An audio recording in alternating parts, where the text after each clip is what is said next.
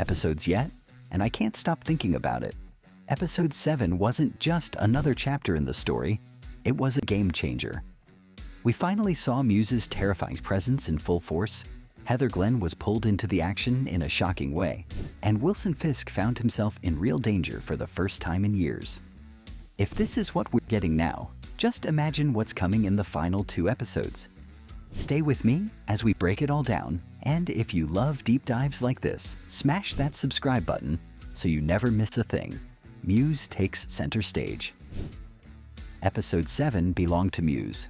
From the moment we saw him unmasked as Hunter Doohan's Bastion, it was clear that we were dealing with a villain unlike any other in the MCU.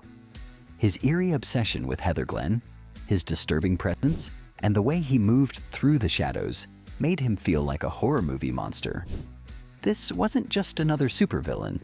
This was something much darker. And yet, just when we were getting to see how much of a threat he could be, the show took him away. Marvel has a habit of introducing incredible villains and then disposing of them too soon. Muse had the potential to be a long-term antagonist, someone who could haunt Daredevil for seasons to come. But instead, his story was cut short. I get it. His death serves a purpose. It pushes Heather's story forward and strengthens Fisk's anti-vigilante task force. But imagine if we had a few more episodes with him. The tension would have been unbearable. What do you think? Did the show take Muse away too soon? Or was his arc wrapped up in the right way? Let me know in the comments. Heather Glenn's shocking turn. Speaking of Muse, let's talk about Heather Glenn. She's been an interesting character throughout the season, but this episode took her story in a completely unexpected direction. Heather killing Muse? I did not see that coming. Her connection to masked vigilantes was already deep. She's been researching them, writing about them, and trying to understand their place in the world. But now, she's no longer just an observer. She's part of the story. That moment when she took Muse's life is going to change everything for her. How will she cope with what she's done? Will Matt be able to help her? Or will this push her down a darker path? I can't wait to see where this goes next. And let's talk about the way the scene was executed. The build-up, the tension. It was perfect. Muse was fascinated by her, almost like he saw her as a piece of his twisted art. That made it even more poetic when she was the one who ended him. It wasn't Daredevil, it wasn't the task force, it was Heather. That changes the game for her character in a big way. The fight, Daredevil versus Muse. Now let's talk about the fight. After waiting so long to see Charlie Cox back in the Daredevil suit, we finally got a proper showdown, and it was worth the wait. The fight between Daredevil and Muse in Heather's office was everything I wanted. Brutal, fast-paced, and filled with tension. Muse's fighting style was unpredictable and chaotic, making him a completely different kind of opponent for Matt. We've seen Daredevil take on skilled fighters before, but this was something else. It felt messy, raw, like Muse was fighting not to win, but just to cause as much destruction as possible. That's what made it so terrifying. But then, the ending. Muse's death felt like another case of the MCU pulling the trigger too soon. At least it wasn't meaningless. His death is going to have major consequences. Heather is now involved in a way she never expected, and Fisk's anti-vigilante task force is taking credit for it. But still, I can't help but wonder what could have been. Imagine Muse lurking in the shadows for the rest of the season, getting bolder, getting more dangerous. That would have been incredible. Kingpin, a man under attack.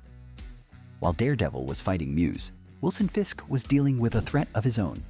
It's easy to think of Fisk as untouchable. After all, he's the Kingpin.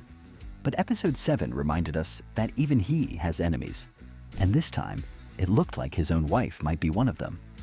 The scene where Luca tries to kill Fisk was a jaw-dropper. For a moment, it really felt like Fisk might not make it out.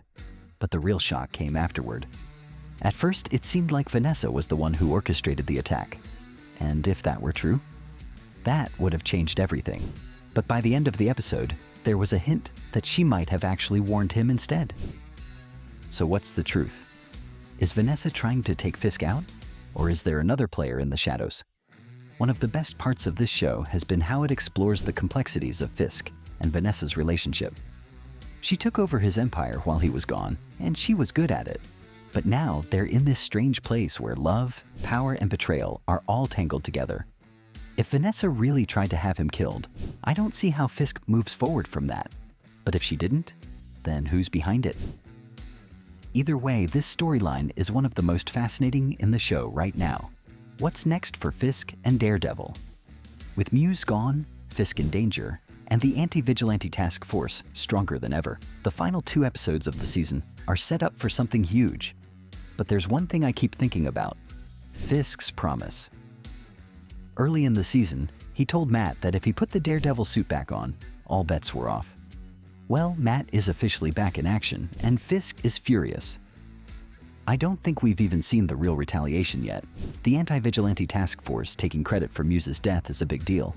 It means they're gaining power, and Fisk is positioning himself as the force that will wipe masked vigilantes off the streets. That's bad news for Daredevil. If Fisk really wants to make a statement, he's going to have to go bigger. And based on what we've seen so far, I think the next episodes are going to be brutal. Daredevil Born Again Episode 7 was a turning point. Muse's story ended in shocking fashion, Heather Glenn took a life-changing step, and Fisk found himself facing an attack he never saw coming. The final episodes are shaping up to be explosive, and I can't wait to see how it all unfolds. What did you think of this episode? Was Muse's death too soon? Or was it the right move? What do you think Vanessa is really up to? Let's talk about it in the comments. And don't forget, if you love these breakdowns, hit that subscribe button and turn on notifications so you don't miss what's next. Thanks for watching, and I'll see you in the next one.